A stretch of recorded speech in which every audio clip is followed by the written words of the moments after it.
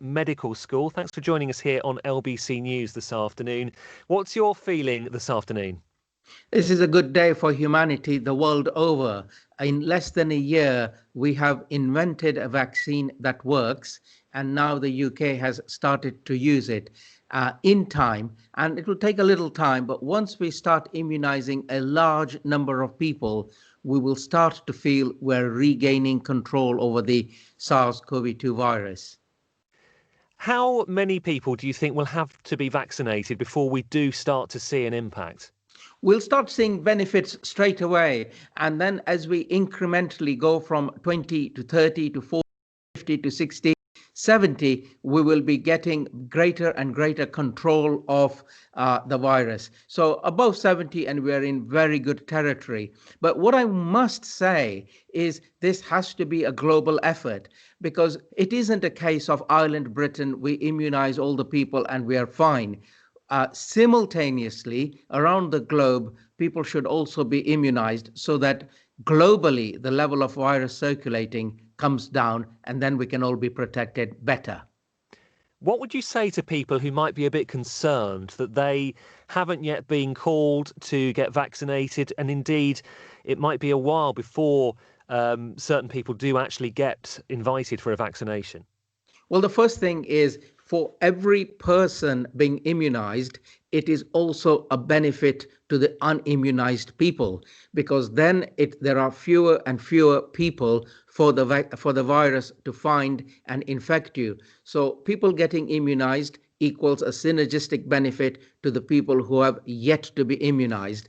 Wait your turn. The National Health Service, thank God, is well geared up for the immunization programs, because we do a lot of it. And I hope we won't invent a new immunizing enterprise to do this job. So with the current armamentums, the current system that we have, you will get your invitations through the normal channels, usually a letter, and that way we will pick up momentum and start immunizing more and more people.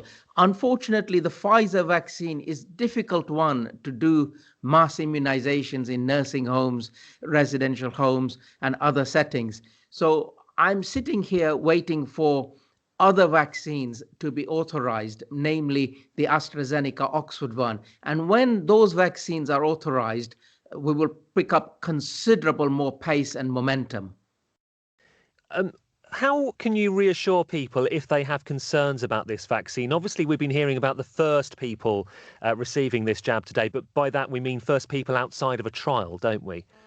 Yes. So what we do, like we do with all such interventions, is we follow up people post-trial. So when people are immunized, it's not a case of they were immunized and we forgot about them. A large representative group will be followed up, and we will be looking out for any unusual signs, symptoms, unexpected reactions, etc. What I mean by that is unexpected adverse reactions, not a local reaction that is already expected.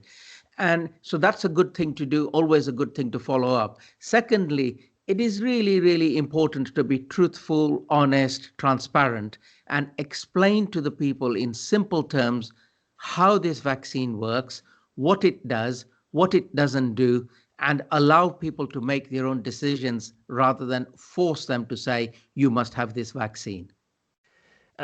We, of course, are celebrating the news of the first vaccinations today, but the latest figures we've had from the Office for National Statistics today show we're very much still in this COVID-19 pandemic. 20% more deaths than we would expect for the average time of this year across England and Wales at the end of November. What's your message to people looking ahead to the next few weeks, of course, Christmas coming up and the winter months? Yeah, that's a lovely question, because it's a very important question. And my advice is, please don't drop your guard, don't get infected, don't infect others. And by the way, even after you've had your vaccine, this is a multiple layer of protection that we've got to undertake, which is you wear your mask properly, you socially distance, you avoid crowded places, you avoid indoor places with poor ventilation. And now we've got an added layer of protection coming in, which is the vaccine. But that doesn't mean you drop your other guard with the other layers that you were also practicing. In time, once we know how well the vaccine is performing, etc., we will be in a better position to say, yes, you can go easy a little bit on your infection control measures, but that isn't the time just yet. Dr. Bharat Pankhania, Senior Clinical Lecturer at the University of Exeter Medical School. Thanks for joining us here on Thank you. LBC News this afternoon. LBC News.